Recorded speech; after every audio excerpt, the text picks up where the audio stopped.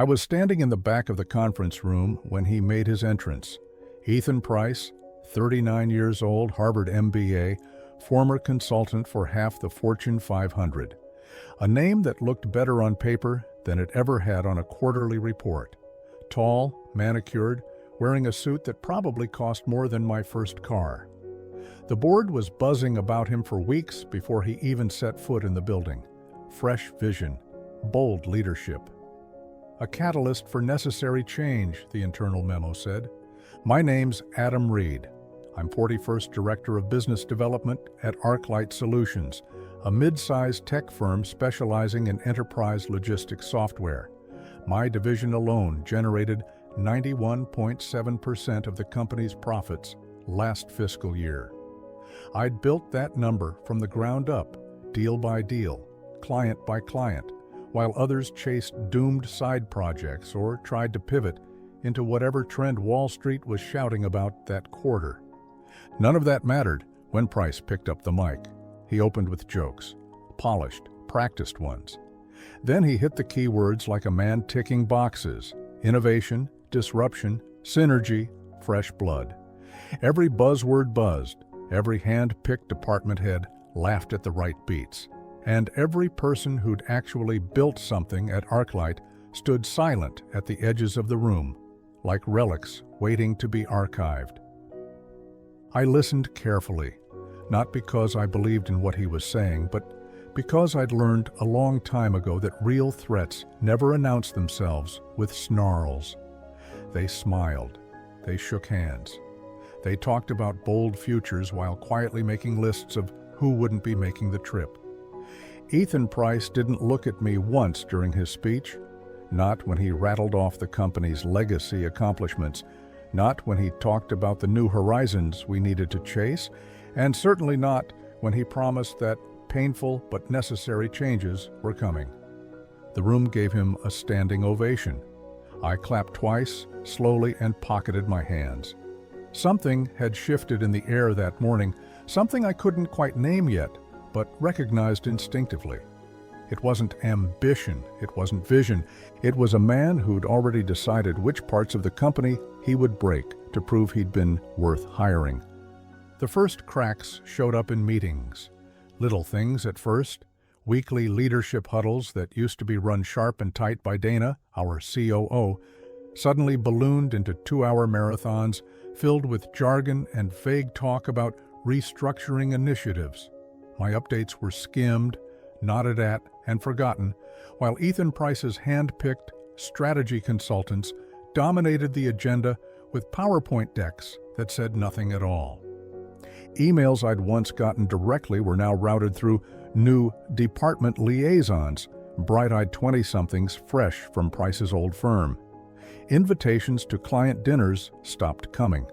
Then, invites to internal strategy sessions.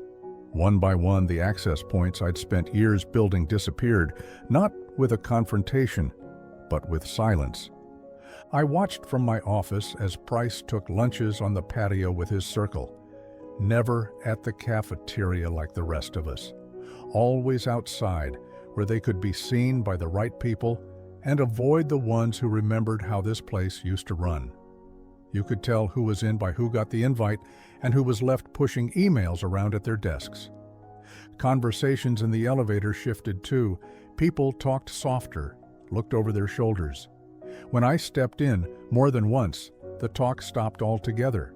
He was building his coalition, not with results, not with ideas, with proximity, with promises of growth tracks and leadership evolution for those willing to swear loyalty to the new regime.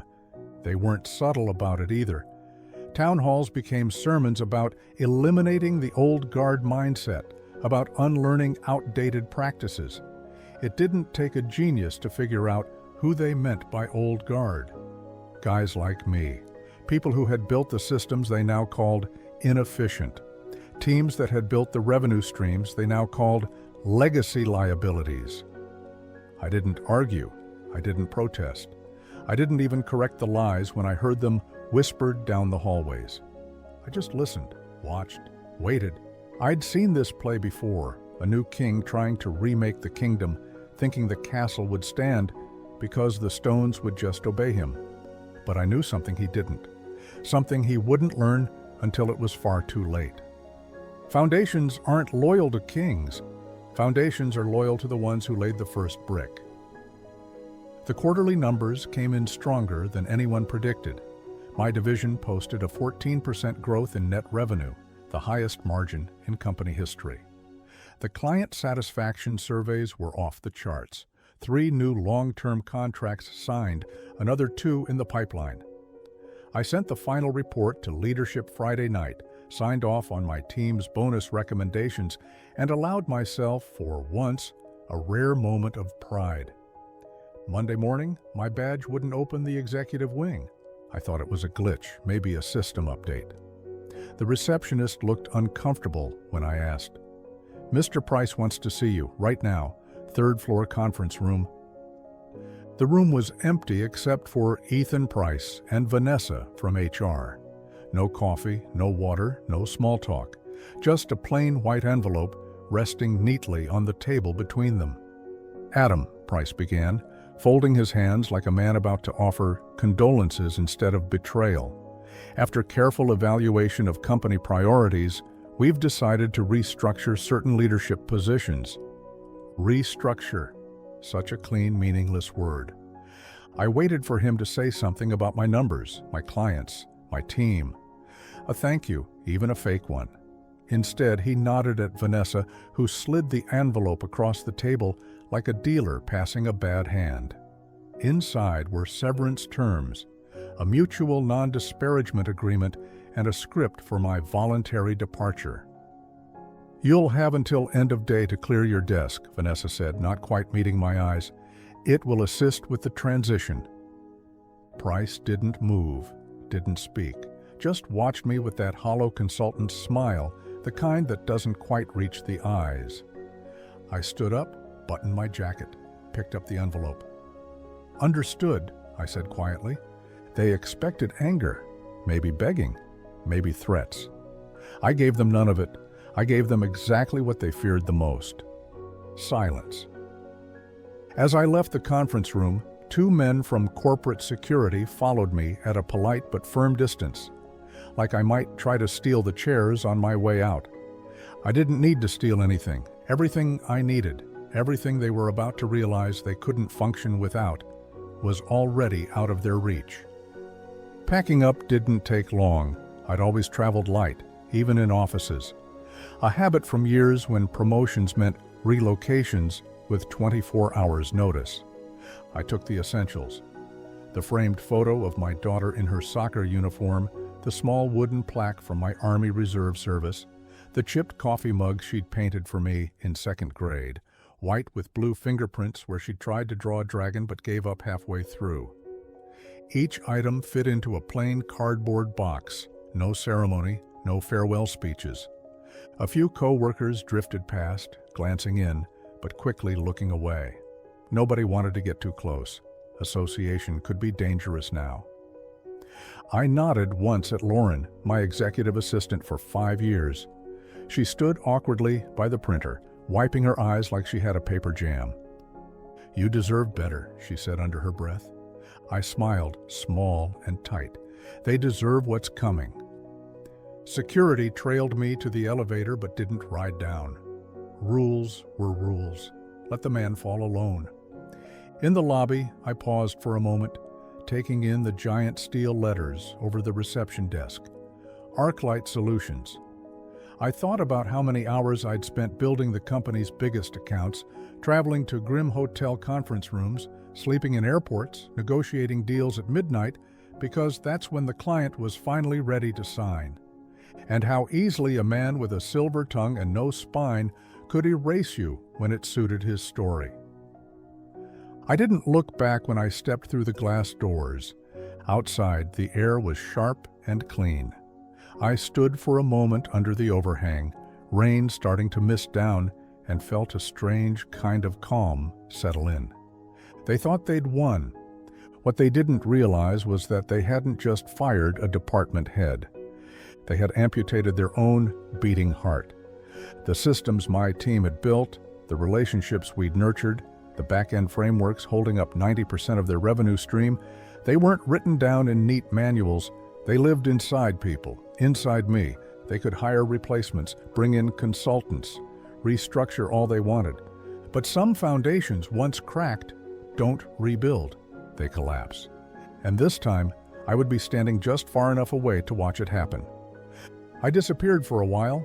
No LinkedIn post announcing a new chapter. No dramatic farewell emails. No late-night texts to coworkers fishing for gossip. I simply went dark. I rented a small cabin 2 towns over, a place with patchy cell service and no expectations. No alarms, no meetings, no strategy calls at 6 a.m. Just silence and long drives down empty highways. It took 3 days for the emails to stop, 5 for the calls, a week for the world to move on without me. In the quiet, I started sifting through it all. Not the anger, that passed quickly, but the facts, the numbers, the choices. I thought about the division I had built, started with 4 people crammed into a borrowed conference room. No marketing support, no dedicated resources, just cold leads, a skeletal budget, and a mandate to make it work. We made it work. We built client relationships that turned into partnerships, contracts that turned into lifelines, a revenue engine that kept Arclight afloat during 2 market downturns, and a global pandemic. And in the end, it hadn't mattered. Loyalty wasn't a shield. Performance wasn't a fortress. In the face of a man like Price, loyalty was a weakness to be exploited, not honored. I replayed that last meeting in my mind sometimes, the way he didn't even fake regret. The way he looked at me like a box to check off before moving on to the next quarterly project update. It wasn't personal, it was just business. That was supposed to make it easier. It didn't. But sitting out there under a cold sky, breathing air that smelled like pine and rain, something inside me hardened, not into bitterness, but into clarity. I hadn't lost because I was weak. I'd lost because I played by rules that no longer mattered to men like Ethan Price. The next time, there wouldn't be warnings. There wouldn't be second chances. The next time, I'd be ready. When I returned to the city, I didn't go home right away. I went to a small climate-controlled storage unit 2 miles from Arclight's headquarters, Unit 1415. No company logos, no paperwork in my name, just a keypad, a lock, and a space no one else knew existed. Inside were 6 black plastic tubs, neatly labeled. 1 for client contracts, 1 for service level agreements and renewal schedules, 1 for internal team performance reviews and quarterly KPIs, 1 for back-end infrastructure maps I'd commissioned years ago when no one else wanted to bother, 1 for third-party vendor contracts and escalation paths, and 1 final box labeled simply contingencies. I hadn't taken anything proprietary, nothing that would break an NDA or trigger a lawsuit. I wasn't stupid. But I had made sure to keep detailed records of what my team built and what Arclight owed its survival to. Notes from negotiations, archived public documents, copies of publicly accessible data about workflows that no one else had bothered to compile into usable systems. Everything legal, everything meticulous, everything powerful. At the time, it seemed like harmless over-preparation, a just-in-case mentality left over from my years in the military, where one lost map or missed transmission could cost lives. Now, it felt like fate. I spent 3 straight days in that storage unit with a portable scanner and a second-hand laptop, digitizing, organizing, categorizing, building a clean, airtight repository. Then I backed it up. Twice. 1 encrypted drive locked in a safety deposit box under an alias, 1 uploaded to a secure cloud server registered to a shell account I'd created years ago when Arclight started playing fast and loose with security upgrades. By the time I left, the unit was almost empty, just the bare plastic tubs, a folding chair, and a faint smell of old paper. I stood outside for a long time, watching the sun sink behind the city skyline. They thought they had fired a man. What they had actually fired was the architect of their survival. and I was just getting started. The first cracks showed up in the quarterly report. Revenue down 8%, client churn up 12%, operational expenses inexplicably higher, even though headcount was supposedly streamlined. The press release was a masterpiece of corporate spin. Ethan Price blamed market turbulence, legacy system inefficiencies, and the need for transformational adaptation. Not once did he mention the 91% profit center he'd gutted a month before. But numbers don't lie, and neither do clients. Whispers started spreading through the industry. Longtime partners frustrated with delayed projects, botched renewals, confusing handoffs, support tickets piling up unanswered, renewal contracts left unsigned because no one at Arclight could explain the service terms properly. I watched from a distance, checking public reports, reading between the lines of job postings and desperate LinkedIn updates. A few brave former coworkers reached out privately. "We're flying blind," one said. "Nobody knows who's supposed to do what anymore," another admitted. One email stuck with me, sent from a junior manager I'd once mentored. "I think Price thought he could replace you with a spreadsheet." In the executive suites, panic wore designer suits. Consultants were hired to assess efficiency gaps. Price shuffled mid-tier managers around like chess pieces, trying to plug holes with people who didn't even know the board existed. He started blaming old leadership's resistance to change for every failure. The board, who had once cheered his buzzwords and PowerPoints, now wanted deliverables. KP is profit margins. He didn't have them. By the time Arclight announced a second consecutive earnings miss, investors started asking real questions during earnings calls. I didn't celebrate. I didn't gloat. I just waited, like gravity pulling on a structure already cracked at the foundation. It wasn't a matter of if anymore. It was only a matter of when. It started with a text.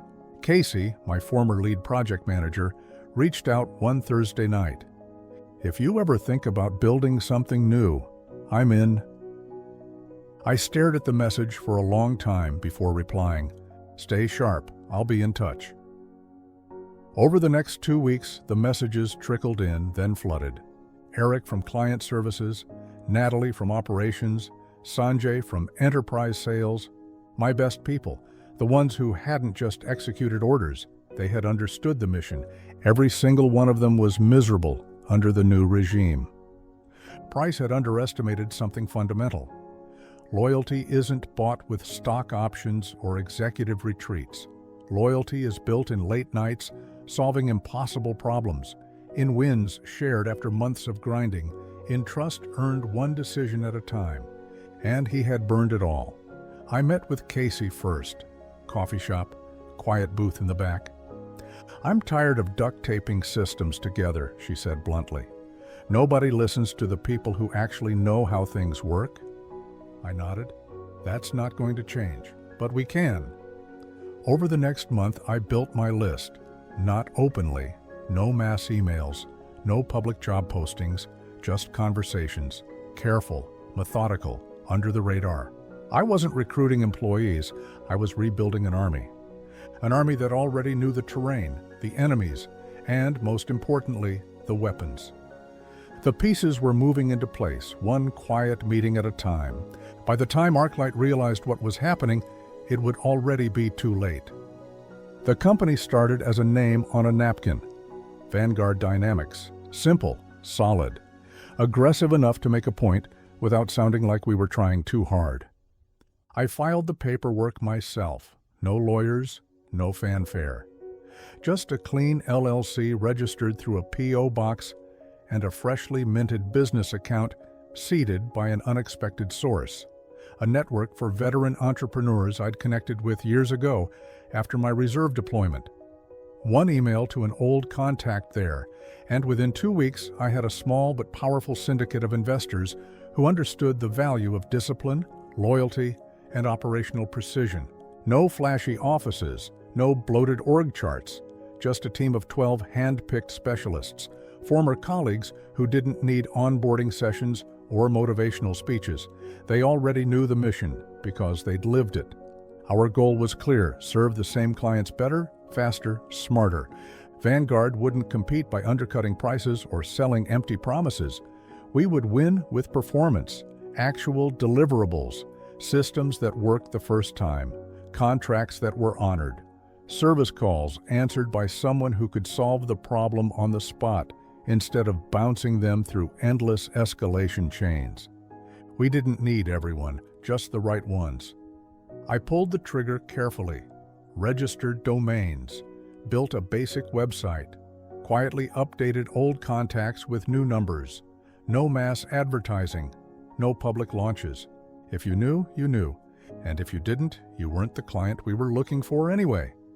Every Friday, I sat in my home office, coffee in hand, watching the infrastructure come together. CRM systems, onboarding docs, client templates, each piece a reflection of the way things should have been done all along. We didn't need to change the world.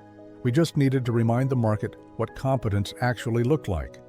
And soon enough, the market came looking for us.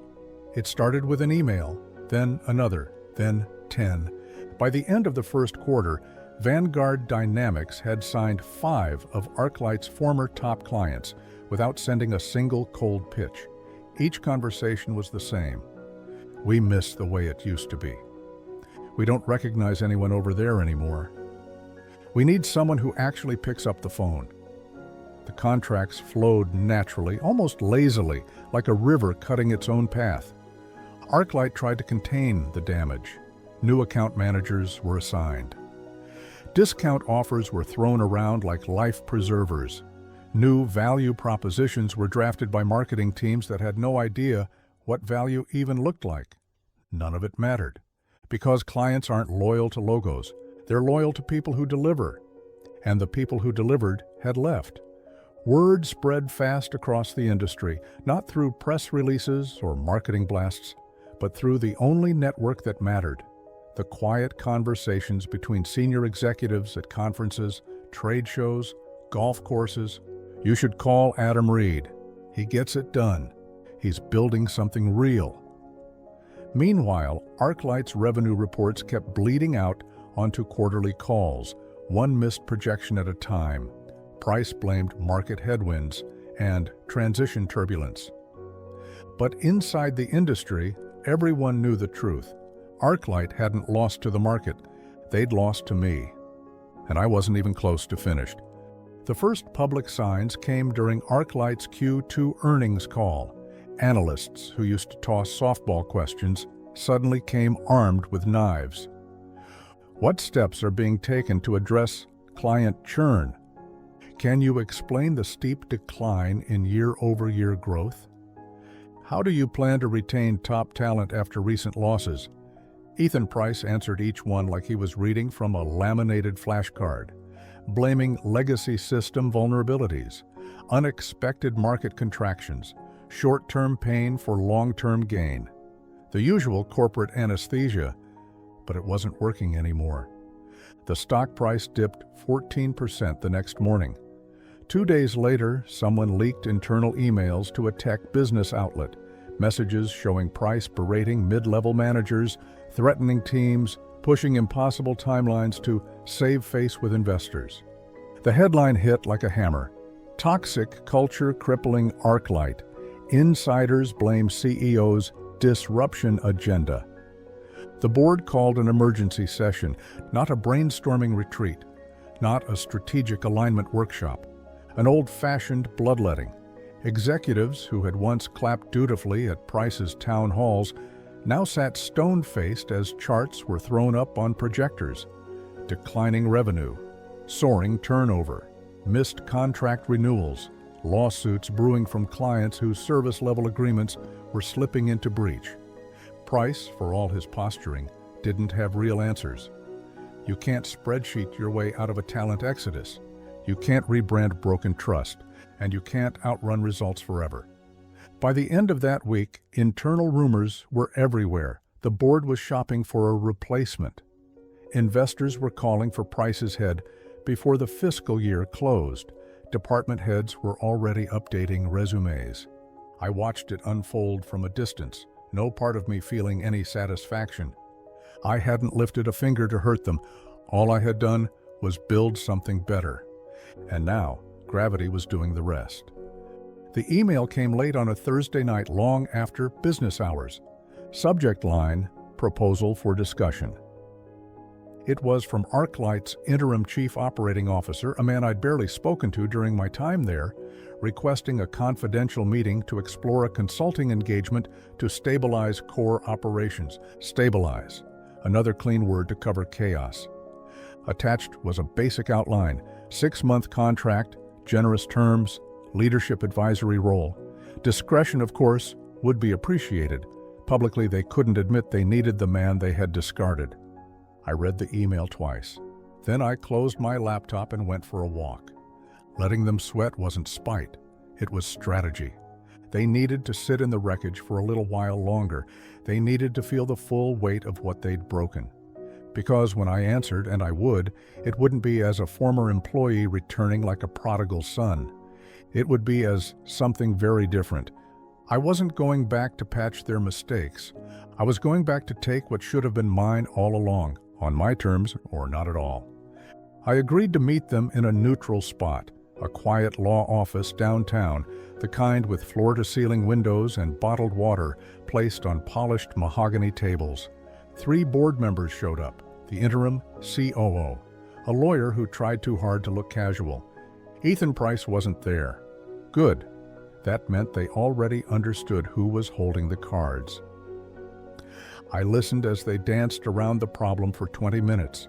Transition planning, rebuilding trust, realigning strategic initiatives. I said nothing until they finally stopped talking. Then I opened the folder I'd brought with me, slid a typed, single-page document across the table. My terms were printed in bold, black font. Full operational control across all client-facing divisions. Authority to restructure leadership teams at my discretion. Direct reporting line to the board, bypassing the CEO entirely. A 12% equity stake in the company, fully vested in 2 years. Final approval rights on any major contracts over $1 million. Public rebranding of my return as a strategic decision to reignite the company's founding principles.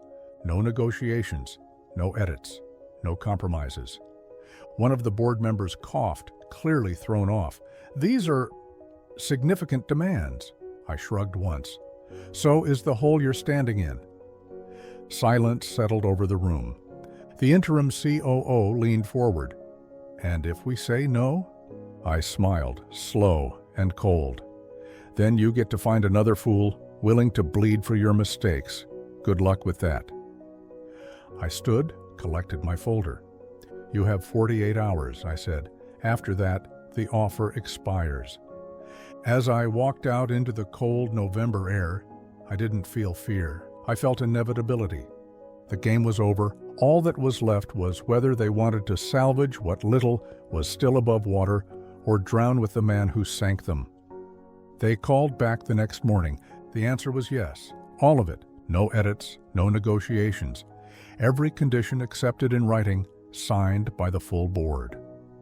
Later that afternoon, a press release went live on every major business wire. Arclight Solutions announces executive leadership transition. Ethan Price departs amidst restructuring efforts. No thank you, no fond farewell, just a dry statement and a line about new opportunities. In truth, Price had been fired so fast, he hadn't even had time to clean out his corner office. I didn't attend the announcement. I didn't need a spotlight. I just showed up 3 days later, no security escort this time, wearing the same black suit I'd worn to the last board meeting. The receptionist stood up instinctively when I entered. "Good morning, Mr. Reed." Funny how quickly the air shifts when the tide turns. I rode the elevator to the top floor, badge already reactivated. No tension, no fear. Just a man returning to finish what he had started. In the new office, bigger than my old one by a factor of 3, I found 2 things waiting. A leather-bound copy of the new org chart, with my name listed as President of Global Operations, and a handwritten note from the chairman of the board. "Welcome back. Build it your way." I set the note aside and looked out the window at the skyline. This time, there would be no illusions about loyalty, no blind trust in titles or promises. This time, I held the blueprint, the hammer, and the keys. And this time, if anything tried to rot the foundation from the inside again, I'd tear it down myself, without hesitation. The office was quiet at this hour. Most of the building had emptied out, junior analysts chasing sleep, managers heading home to families they barely saw during the week. Only the serious ones stayed late now, the ones who understood that foundations aren't built in daylight alone. I stood by the window of my corner office, the city sprawling out beneath me. Red brake lights stretched like veins across the downtown arteries. Neon signs flickered, competing for attention in the November mist. Somewhere, far below, life pulsed on without a second thought about boardrooms, profit margins, or turnover rates. I took a slow breath, letting the silence settle. The title on the door meant less to me than it would have once. President of Global Operations, a mouthful. A crown carved out of necessity, not ambition. I hadn't come back for power, not really. I came back to prove a point, to remind everyone, quietly, relentlessly, that competence still mattered. That loyalty, once burned, didn't grow back the same way. I thought of the ones who had stood with me, Casey, Eric, Natalie, Sanjay, all of them back now, filling the halls with a different kind of energy. Not fear, not survival instinct, pride. We weren't rebuilding what had been lost. We were building something better. Outside, a light breeze stirred the tops of the taller trees along the riverfront. I watched them bend but not break, dancing against the pull of the wind. There were still battles ahead, always would be. But for tonight, standing there under the hum of low office lights and the endless stretch of glass and steel, I allowed myself a rare thing. Satisfaction, not the gloating kind, not the easy high of revenge, the kind that settled deep into your bones, silent and complete. I turned away from the window, picked up the leather-bound strategy book on my desk, the real blueprint this time, one written by people who actually knew what they were doing, and closed it carefully. The future wasn't guaranteed. It never was. But this time, it would be built on something real. And if anyone ever tried to tear it down again, they wouldn't find a man waiting to plead or negotiate. They'd find a wall. One last thought drifted through my mind as I turned off the lights and walked out of the office, leaving the city glowing behind me. Sometimes you have to let the wrong people fail before you can rebuild it the right way. And sometimes you don't rebuild for them at all. You rebuild for yourself. This story was brutal, but this story on the right-hand side is even more insane.